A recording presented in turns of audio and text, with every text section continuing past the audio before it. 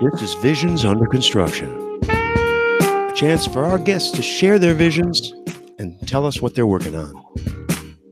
For their continued support, we'd like to thank Simwood.com, who can turn you as a developer into a telco.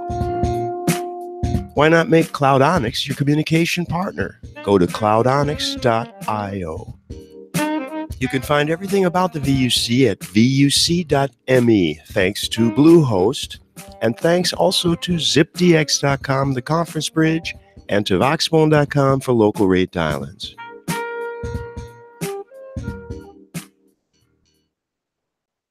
Everybody knows how passionate I am about music and technology, but before we get to our guest today, I thought this was kind of funny. Christmas tree, oh Christmas tree, your ornaments are history. Great cat photo. I'm not big on cat photos, but I thought that one was actually pretty decent. So let me go over to my camera and we'll be set. All right, that's it.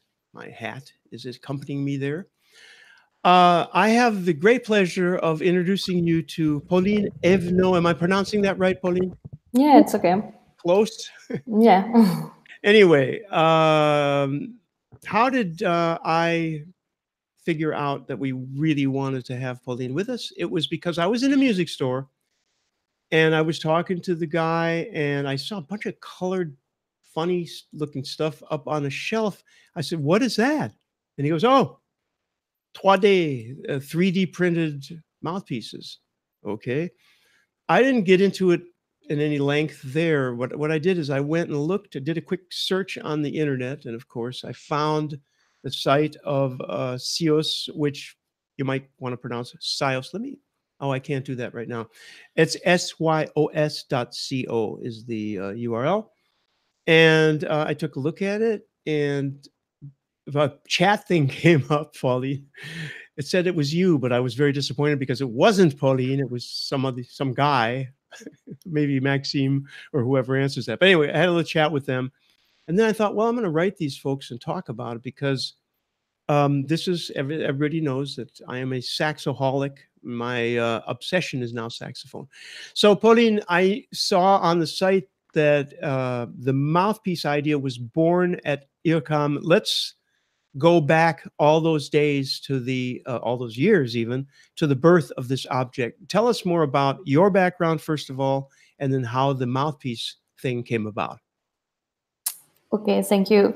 So I have always been passionate about music. First I started by playing flute, actually. And I was also passionate about science. So when I started my studies, I decided to work on acoustics. And I wanted to work on musical instruments. So I made a lot of projects in several places. I went to Sweden to work on organ pipes. Then I worked on the clarinet at Marseille in the south of France. Then I went to Mexico and I worked on the trombone, the acoustics of the trombone. And then I started my PhD.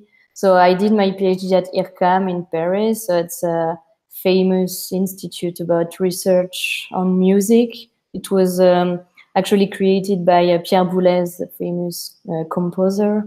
And I had a project on, we developed a software that was designed to help manufacturers to design better instruments, to know the quality of the instrument before actually making them. So it was like you could predict the quality of the instrument. So I worked on that. And I worked a lot on saxophone. Actually, I also did a study on the impact of the pad resonator in the saxophone. And after that, I went to Montreal and I did a postdoc on the acoustics of the saxophone mouthpieces. So it's actually where I got the idea of Syos. But then when I went back to France, I met Maxime at IRCAM because he was doing his PhD on sound perception. So how people use words to describe the sound. And so yeah, when I met him, I realized that both of us could do something really great on the saxophone mouthpieces, and we created Sios.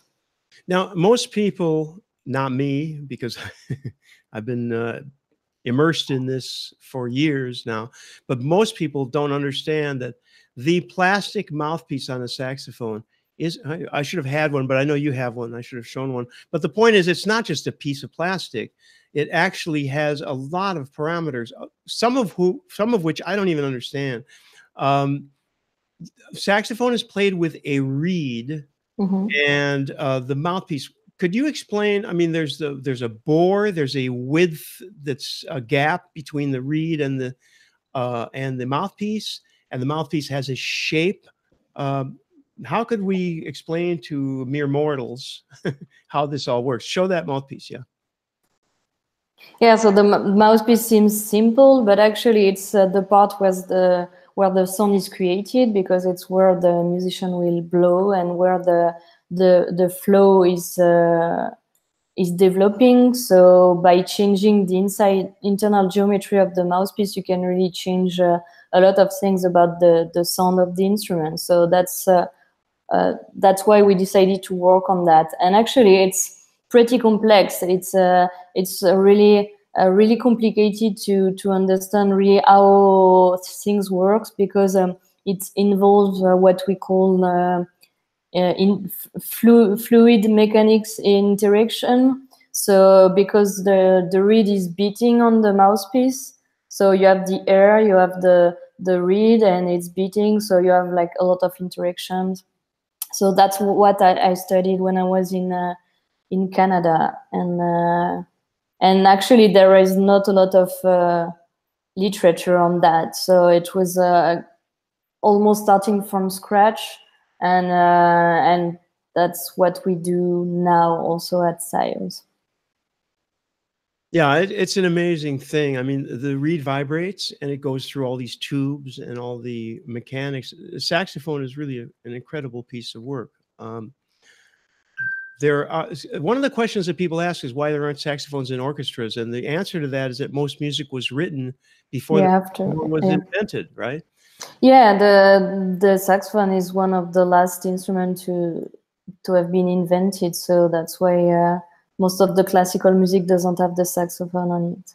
Right. More modern music does have it, but of course, jazz, saxophone is one of the main instruments of jazz. Anyway, I'm going to get back to your starting the project and then the company. First of all, how, I don't know how technical you want to get into this. It doesn't really matter, but I'm just curious how the design, what was the moment where you figured out, wait a minute, we could probably use 3D printing to do this? Because before, for what, how many decades, maybe centuries, mouthpieces were made in plastic and metal and so on. And how did this come about that you decided maybe to be able to use 3D printing? And how do you design it? So, so when I was in Canada, I did like several months of research on the acoustics of the mouthpiece. I was doing a simulation on the computer so I was working with 3D models of mouthpieces, and I was studying it. But at some point, I wanted to compare the results I got and make musicians try the mouthpiece I was studying, to understand the link between the acoustics and the feeling of the musician. So to be able to compare the exact same geometry I was studying, we decided to use 3D printing, because we had the 3D models. So it was the easiest way actually to be sure to have the exact same geometry. So we printed the mouthpieces, and we make musicians try them, and they were quite first they were surprised but happy. So several musicians asked me where they could buy it, so that's where I realized that maybe I could do something about that. Yeah, suddenly, you know, hey, where can I buy one? Yeah, it was like you want to buy something I'm doing research on. I was not prepared to that actually, because I was planning on doing research at the university. So my plan wasn't to make a startup or start a company. But yeah, then when they asked me that, I was interested. It was like a new challenge, so I did that. And I think it's unusual, and that's why I was so interested in having you with us. The mouthpieces are, how long does it take to make them, and what is the procedure there? Because there's an interesting thing, and it's really hard to, I don't want to go through and show, well, maybe I should have done a demo. James would like that. But you have a form to fill out to get custom mouthpieces. Let's back up, because I'm thinking, my mind is going like this because I know too much, and I want to make sure that people understand. There are two possibilities. You have some types of mouthpieces that people can order, but then you have the custom, which is the more interesting, actually, of the two. The custom mouthpieces, where you have parameters that you gather on the website, which, by the way, I can show really quick while you're talking. Let me bring this up while you explain how you would order a custom mouthpiece. I'll see if I can do this while you're speaking. Okay, so actually we started with just custom mouthpieces because it was the goal of the company to make mouthpieces more closer to the musician expectations. So we designed a questionnaire that we have on our website. Where we have some questions about the type of music you play and the type of sound you want. So we ask question about, for example, the brightness of, if you want a bright or a dark mouthpiece, if you want power or not. And then you can add like a lot of comments about the current mouthpiece you are playing, because we also use information about that to know what we can do, if we can give you something like closer to what you are used to, or if you can we can go further than that.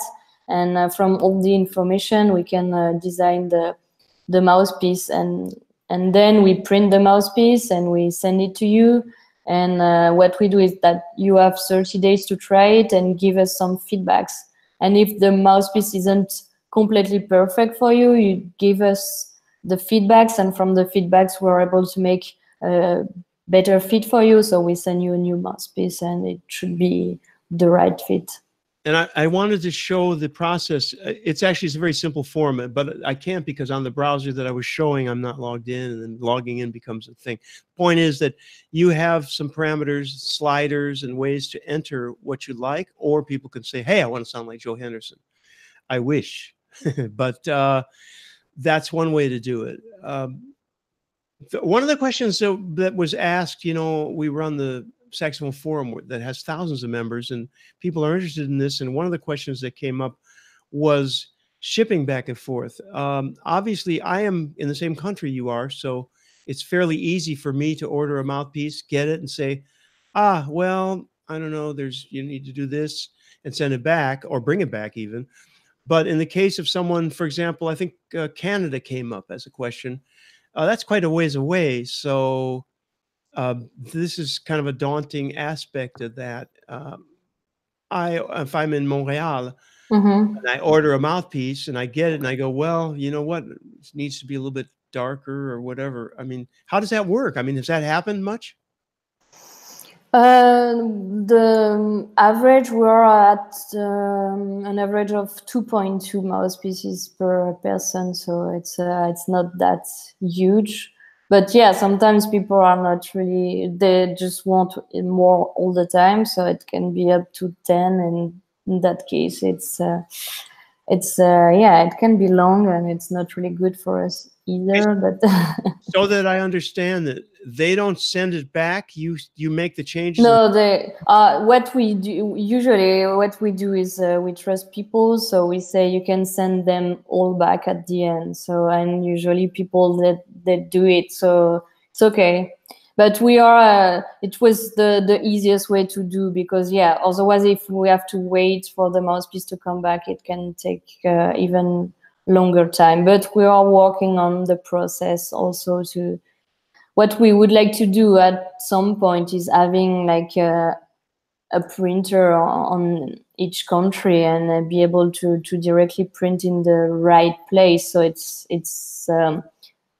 takes less time to ship and it's easier for everyone. That makes total sense. Yeah, I wasn't even sure. You know, I'm glad you mentioned that because I couldn't picture it. But yes, even if you do 10, you know, hey, I send them back at the end. I don't know. I suppose it's not recyclable, the ones that are made that are not working, or is it? So we are working on that to reuse them. But what we do here, it's just we keep them in the studio. So we have a lot of mouthpiece to make people try it in Paris, because we have a lot of people that came to Paris also to meet us and try some mouthpieces. So in the studio we have more like 1,000 mouthpieces to make them try. Okay. Hey, Hank has a question if he's got time to unmute and ask it. Yeah, I was curious what the actual production process looks like in terms of how long it takes to print, if it comes out and needs any like finishing touches, like manual finishing touches and that sort of thing. So it takes from 4 hours to like for the soprano mouthpiece to like 9 hours for the baritone. So it takes some time, and after that we don't touch it, because so what we want to do is being able to be totally replicable. So if someone orders a mouthpiece and he really likes it, then if he lost the mouthpiece, we can just print it again and you have the exact same one. And that would not be possible if you finish that, because the end work is not really replicable. So that's why we worked a lot on the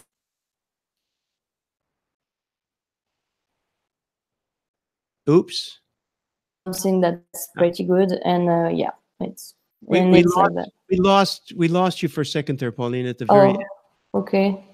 Yeah, so I was saying that we don't want to finish them because we want to be replicable, and so the mouthpiece is made by the 3D printer, and we don't touch it afterwards.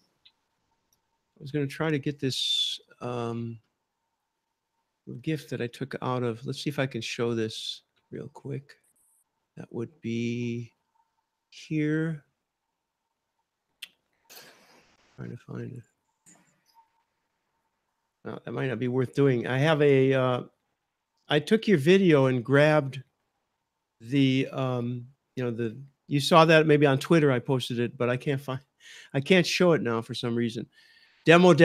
Yeah, James wants to have different sounds. Well, Pauline, there are many artists who have profiles on your website. Yeah. From there, you can actually hear those. We can't really play them. It's not a way to. We could physically do it, but it's probably would guarantee that the YouTube video would be killed. But you met Josh. No, just do a live demo, and they won't kill a live demo because it's I don't have a thing, is it? Well, if I had my mouthpiece, I would be able to do that, but I can't yet. Coming next week, maybe. Yeah. Now, I'm fascinated by the different types of sounds and quality of sounds that you can get from different shapes, and I'm fascinated to understand how changing the shape can dramatically change the quality of the sound. I know that's a very difficult question because you can go on for about 3 years about that. Yeah, we can.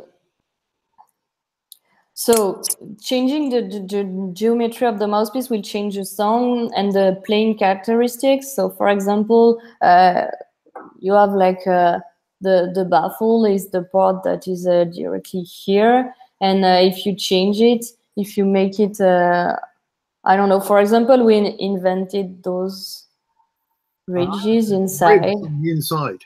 Yeah, and that allows you to get more power, but without getting the brightness, because usually on a mouthpiece to get power, you need to put like a step baffle. It's I have one here, maybe. So when you say power, Yeah. Are we talking about, is the advantage that we're making that area of the mouthpiece more rigid, or does it have more to do with flow? So the power, actually, yeah, it will change the flow of the mouthpiece. It will increase the velocity of the flow, so that will give you like the bigger projection on the sound. So basically more attack, essentially. Yeah, also. So then we could listen different sounds. The issue is that usually the musician has his sound is in his head and can make it with like whatever mouthpiece. If he's great, he can make his sound in any mouthpiece, but he will need to correct because he will need to change the way he blows into the mouthpiece to get like the sound he wants. So basically what we do is really trying to understand what the musician needs and making him the best mouthpiece so he can get more freedom because he doesn't have to correct the way he play. He can just play directly in the mouthpiece and get the sound he wants. What's the impact of different materials, or is that a factor? So the interesting part in wind instrument is that if you have a rigid material, so metal, plastic, or whatever rigid, the material doesn't impact the sound because it's since it's the air that vibrates inside the instrument that makes the sound. It's in the internal geometry that makes the sound and not really the material it's made of. So that's why it works really great with plastic, and a lot of people think that like metal mouthpieces will get you to like this metallic sound and power and brightness, but actually it's more because all the metal mouthpieces have been designed to get that sound. So, but if we do this exact same geometry in the plastic mouthpiece, you get the same sound too. So is that to say then that, because I was a flautist when I was younger, is that to say that my nickel silver flute was not going to sound inherently substantially different than one with a higher silver content? Yeah, that's true. Actually, I bought also a silver flute, and now I'm like, oh, I got like.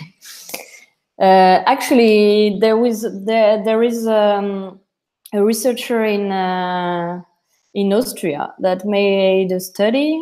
He asked Muramatsu to make 7 flutes, the exact same geometry, but with 7 different metals. So it was from Maisher to like platinum, gold flute, all different, and then he made people play them and make people hear them, and they couldn't really hear the differences. So, and actually they had to like order them from the greatest to the least good, and it was completely messy, so nobody could agree on everything. And so yeah, it shows that yeah, what we think like the golden flute, the golden meat, is not really true. Actually, it's more about geometry. And that's why when I was doing my PhD and working on the software to predict the quality of the instrument, we worked on the geometry and we didn't work on the material. Is there anything that the 3D printing process lets you do that you wouldn't be able to do with the geometry in a traditional manufacturing process? Yes, exactly. Actually, what's great also with the 3D printing is that we can work on special geometries that it couldn't be done with other techniques. Actually, those ridges that I showed you, it's impossible to make them. Like mold would be complicated and drilling would be impossible. So yeah, we worked a lot on that too. Not to get too geek speaky, but just out of curiosity, are those ridges doing something like tripping the boundary layer to create a more stable flow or is it some other type of flow behavior that you're getting with the ridges? Yeah, it's about the turbulences inside the mouthpiece. Yeah. It's amazing stuff. No one thinks of these things. Here I have a mute, which is a way to practice in your hotel room. You can bend the notes and so on.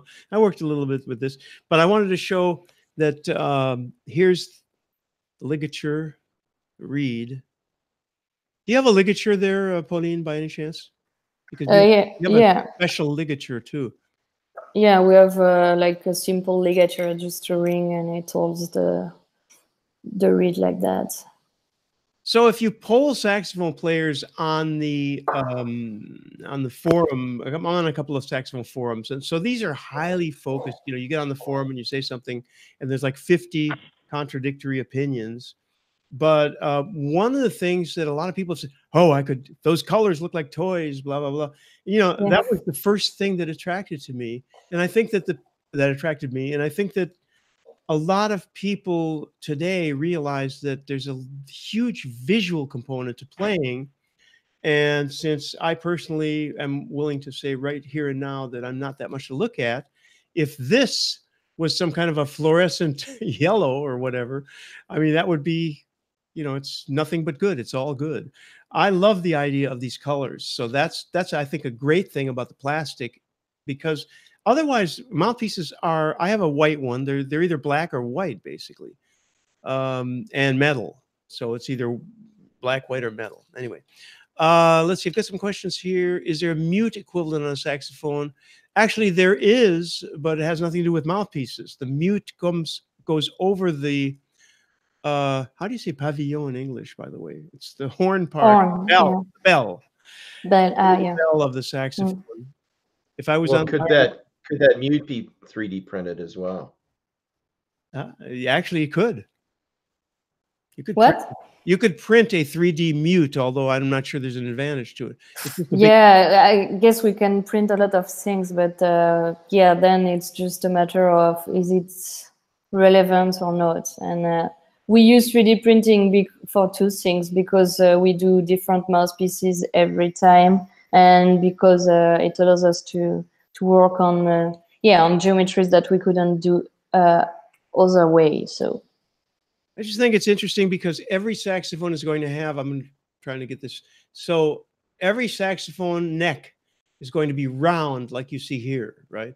But on the other inside, there's actually an infinite number of shapes that one could try. How much have you experimented with different shapes? I mean, there's bore sizes, and there's the gap, this distance here, which I can never remember the name of. Get the reed. So that distance between the reed and the whatever, what is this called? The table? I don't even know. Yeah, the table.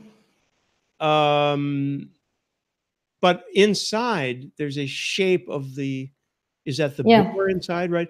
And so the chamber. Yeah, the chamber. Thank you. She knows better English than I do on this thing. The chamber could actually be any shape you want. I mean, it could be, you know, in and out, or anything. And the ripples sort of prove that you could do anything. Anything. Have you done anything crazy experiments to have some kind of Frankenstein shape inside that does something crazy? Does that make any sense? Yeah, we actually got more crazy on the baffle, but yeah, we wanted to try like a star chamber, but we didn't. We haven't had the time yet, but we will do sometime. Was there an answer to the question how long it takes to print? I'm sorry, I didn't remember. If yes, I've told about that. Yeah. Okay. All right. Any other questions, anybody? I'm sure all these folks have questions. You know where I should be looking? Someone asked, is there are you experimenting with like the same sorts of things for clarinets or other types of reed instruments? Good question. I was going to ask that too. Yeah. Yeah. So we are working on the clarinet now. It should be available by the end of 2019. Double reeds don't have mouthpieces, actually, right? No. It's it's just a double reed. So it doesn't apply to oboes or bassoons. Andy? But we got some, I think, oboes player that wanted like a single reed mouthpiece. So I don't know. Yeah, a lot of people ask us for crazy stuff also. So we already made some mouthpieces for Tarugato. It's like a saxophone from Hungary, a wooden saxophone. We've done some mouthpieces for sopranino, for bass saxophone. We even did like 3 mouthpieces in one to play 3 saxophone at the same time, stuff like that. You know, the people would be interesting for you to meet, maybe you have already, would be somebody like Grace Kelly. You know who she is?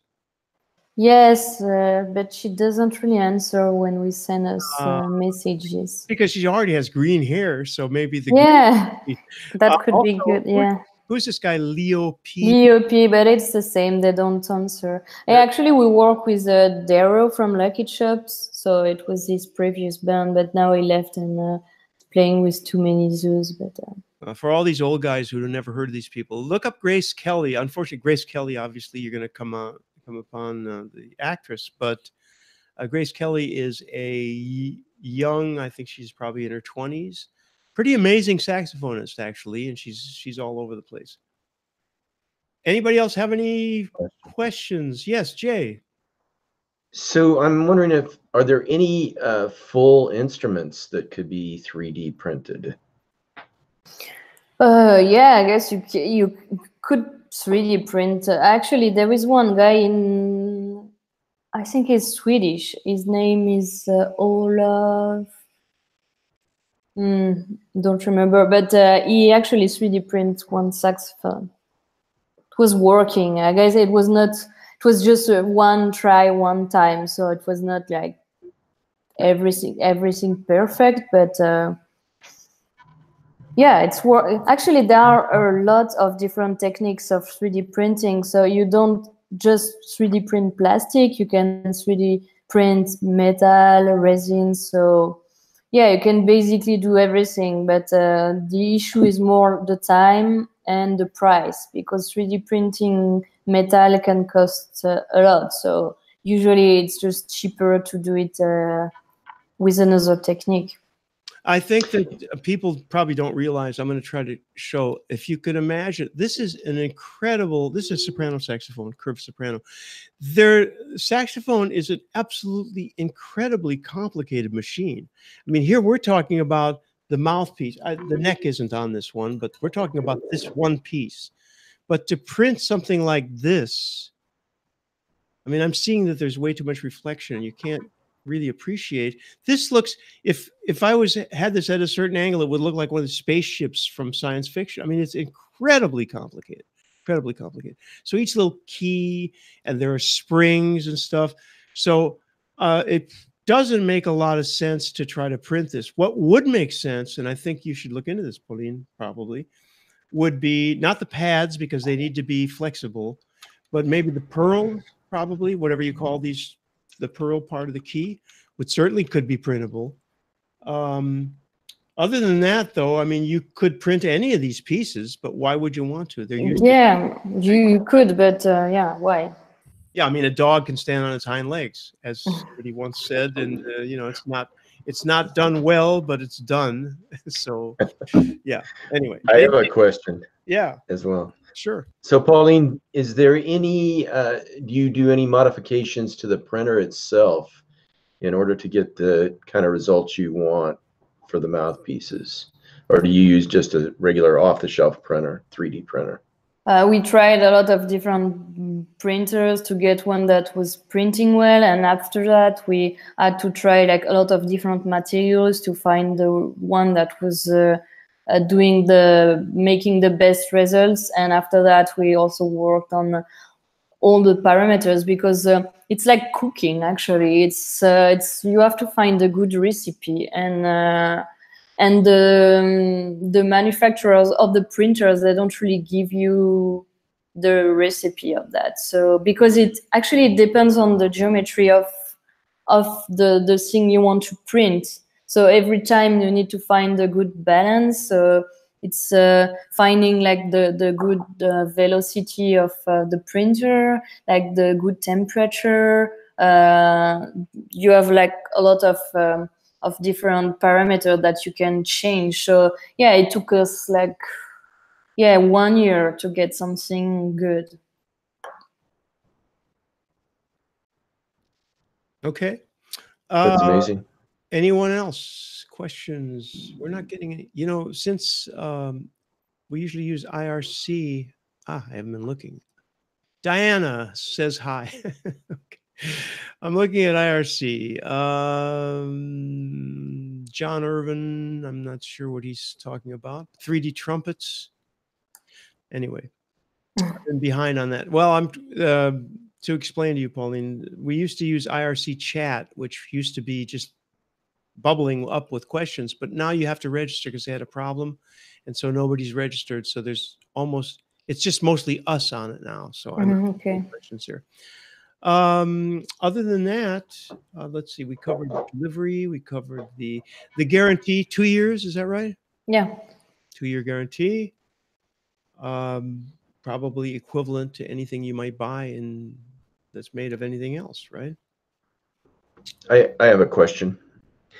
So have you explored maybe using this in schools, like grade schools and things like that, where the kids are probably sensitive to, you know, having their own personal mouthpiece, and they could kind of use a saxophone or other instrument where they just change out the mouthpiece? Maybe that's already done, I don't know, but that would seem to be a interesting application for what you're doing. We didn't do that because our main target was more like people that have more practice of the saxophone, because we asked them to describe the sound they want. So when you start, you don't really know what you want. So then we wanted to maybe work on a mouthpiece for beginners, but we haven't released that yet. Still need to think about the marketing part of that, because you know, since people say, most of people say that it's toys. So now that we have like great players playing on that, so start to become a thing, and less people are saying, oh, it's just a toy, because they see that you have like all those great players that are using that. But then if it's kids, it will start to be strange. So I don't know, we still need to find out what's the good way to do it. So speaking of which, have there been some major recordings that have been done using your 3D printed mouthpieces? Maybe you already covered this. I don't know. No. So we have a lot of great artists. Actually, it's still new. So it's just like our first customers that could have the time to record it. But yeah, we have. Actually, there is just one album that got nominated to the Grammys. It's an album from Seun Kuti, the son of Fela, and it was recorded with the Sios mouthpiece. Oh, that's very cool. That's very cool. There's a question. John Irvin was mentioning trumpet, but I don't know the trumpet. I mentioned that. It was answered already, but I mentioned that because the thing about saxophone players is saxophone players spend their lives looking for the right mouthpiece. And that's one of the reasons this is interesting, because you can buy a mouthpiece X, then you buy mouthpiece Y, then you buy mouthpiece Z. You might buy a Selmer, you might buy a Yamaha, then you might buy a Link. These mouthpieces, by the way, somebody remarked on the price, we're talking about between 200 and 300 euros. Mouthpieces often are around 500 euros for the I mean, I've never looked at these. Yeah, for like the mouthpieces made in the USA usually. Yeah. Yeah, I mean, but there's the Auto Link and the very famous names. I mean, any name mouthpiece is at least 250 euros. So the sort of generic-y mouthpieces, like the one I bought when I first started playing, which was only 11 months ago, ladies and gentlemen, was probably 50 euros. I did not, I didn't want to take the mouthpiece that came with the rental that I had for some reason. and I happened to buy a mouthpiece for 55 euros or something that was actually decent. But the point is, a serious mouthpiece, it's like violin bows.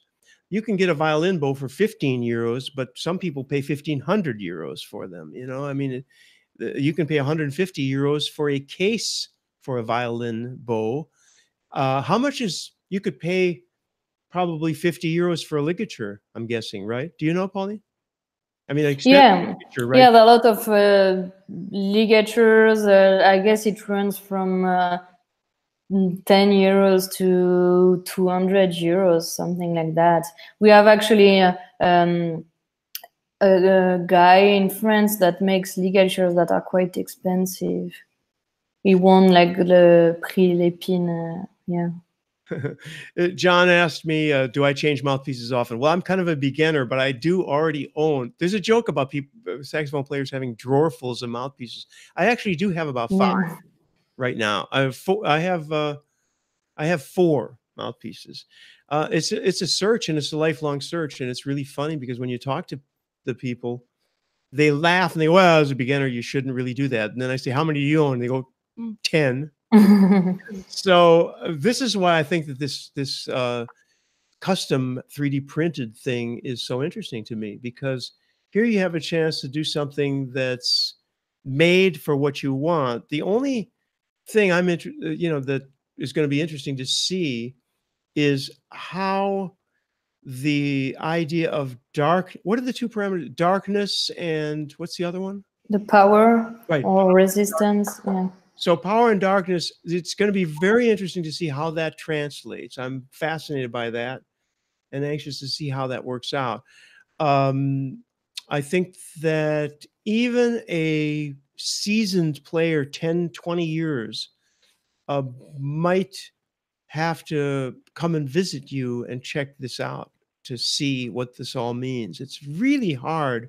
It's like wine. A lot of us are interested in wine. The terminology of describing wine and talking about it is completely different from tasting it. And playing, this is crazy, but you're talking about something that you're going to put in your mouth for many, many hundreds, maybe thousands of hours. So it's important, and it has to have a feel to it too. So this is fascinating stuff.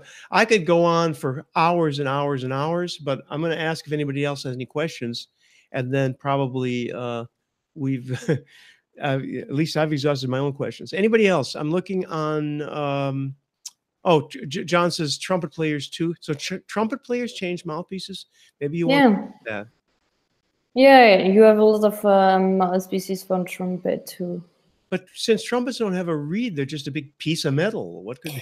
Yeah, I thought that at the beginning, but it's actually a huge part too, because it really depends on the size of the throat, and then I don't know exactly all the terms in English, but yeah, it's a matter of comfort too, and then on the sound you want, it can change the sound a lot too. You may have heard of, and no one else probably has, but Pauline, you may have heard of Jacques Berroyer. And Berroyer wanted to play, he's an actor, and Berroyer wanted to play trumpet, and he asked his friend, whose name escapes me now, but a very famous French trumpet player, and he said he wanted to start. He said, how do I start playing trumpet? And the guy told him, you take a mouthpiece, and for 1 year. Yeah, and you practice, right? Yeah. Name a couple of French trumpet players, and I'll tell you if it's, can you think of any names? Ibrahim Malouf. No. It's some... Stéphane Belmondo. No, it's some famous... anyway, okay. Point is that this proves how important the whole mouthpiece thing is. And as I said, I've got this device here, which is very cool. Jazz Labs makes these, by the way, if you guys are, anybody's actually a saxophone player and wants to know, you can play this in your hotel room probably and get away with it. The point is that it's all in the mouthpiece. It all comes from the mouthpiece. The rest of it is this cavity and the keys and how it feels. But the sound comes from your mouth, your throat cavities, and this thing. So anxious to find out more, Pauline. Thank you so much for joining us. It's fantastic. Really appreciate it. Thank you for inviting me. Okay, we're going to move on and probably just close this out because it wouldn't make any sense to start talking about something completely different, even though James has news. But we'll talk about that after hours. Let me go back to this part here, just to say thank you to everybody for taking part in this, and we are going to be out.